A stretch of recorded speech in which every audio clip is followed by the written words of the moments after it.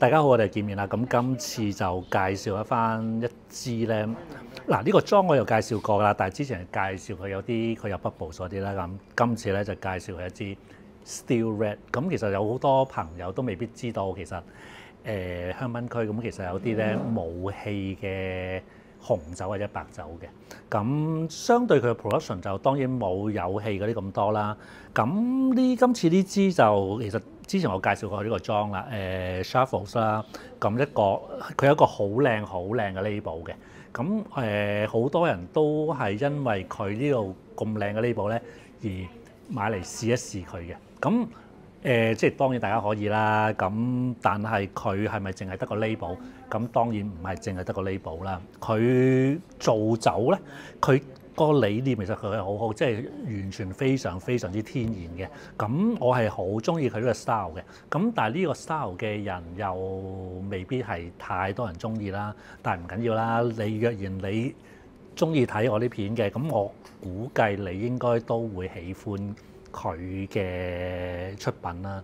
咁呢支酒咁其實有啲 Still Red 啦。咁佢呢啲 Still Red，咁佢做咧，其實佢唔呢支咧，咁我都睇過有唔同嘅人嘅寫法啦。咁有啲如果有啲其他網站就話佢係100% Pinot Noir 啦。咁呢支亦，但係我睇翻佢官方，佢又話2/3係Pinot Noir，1/3係 Meunier。咁我覺得即係如果試完之後咧，我會信翻官方嘅網站多少，因為我會覺得佢喺翻佢用Meunier 嗰個，我會覺得佢都有一個程度，因為你感覺到佢個 fruitiness 啊，咁佢嗰個你真係好香嘅。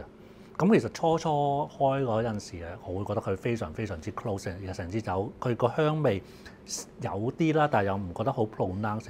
但係當佢慢慢喺度 breathe 啊，咁其實到而家都差唔多又未到3個鐘嘅2個半鐘啦。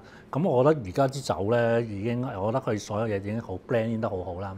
咁佢個果唔夠佢個花香嗰個味吸引嘅。咁其實我真係覺得佢啲 perfume 啊嗰啲玫瑰花香味好。咁我覺得佢哋個花香味比佢個果香更加吸引嘅。咁而家落口啦，咁佢酸度非常好啦。咁你問我佢係咪一啲好似一啲 Burgundy 好重身，即係你覺得佢有好長嘅餘韻嗰啲？咁佢個 style 就唔係去到 Burgundy 嘅。咁如果你飲得多翻一啲香檳區嘅紅酒嗰啲咧，你會感覺到其實即係如果你以翻香檳區嘅紅酒方面嘅表現咧，佢已經係絕對係中上嘅表現嚟嘅。咁當然有啲佢會做得較為單薄些少啦。咁佢呢支絕對唔單薄嘅。咁佢絕對係比大部分嘅香檳區嘅紅酒佢會相對會再重身一啲啦。咁但係佢又未去得一啲最頂級嗰啲咁極致嘅紅酒啦。咁但係我覺得若然你係喜歡一啲，尤其是你而家嚟緊夏天咧，你輕鬆飲如果你係喺翻一啲炎夏日啦，咁我覺得你絕對咧，我覺得你係可以將佢 light chill 啦，將佢雪翻凍少少，咁作為一個 aperitif 啦，喺一個泳池邊啊就最正嗰啲嘢。你喺海灘啊泳池邊，你飲呢支嘢，我覺得你雪凍少少，跟住哇絕對非常之舒服。咁我覺得呢支酒絕對可以推介俾大家。咁但係價錢方面咧都要講一講價錢啦。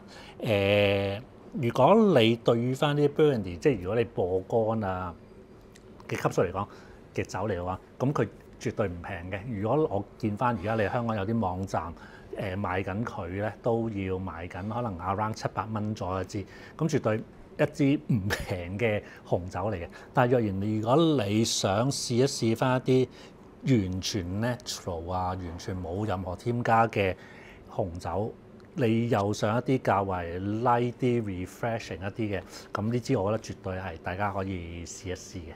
今日分享差唔多啦，多謝大家。